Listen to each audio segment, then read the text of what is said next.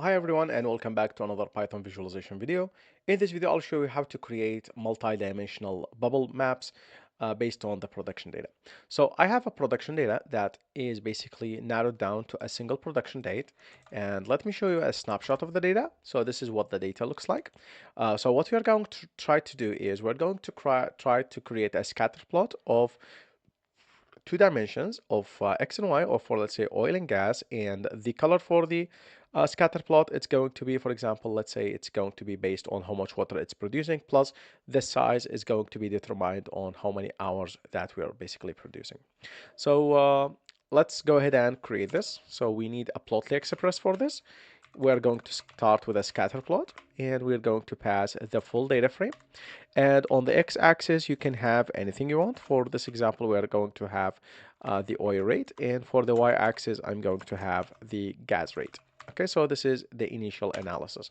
So let's run this plot. This is what it looks like now.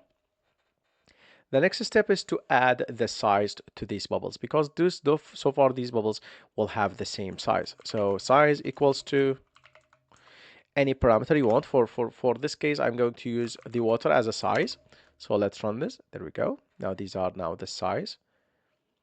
And one more thing that we would love to have is to color these points based on how many hours these wells are producing per month. So color equals to hours. Let's run this. There we go. The yellow ones are the most producing hours, and the magenta ones are the less producing hours. Let's do one more analysis on this.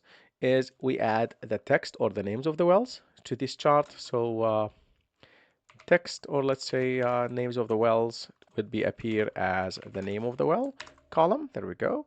Now let's zoom on any portion of this chart, just like this. There we go. Now this is what we have in the analysis, and these wells now have description of multiple dimensions. Thank you so much for watching, and please make sure to follow us for more videos.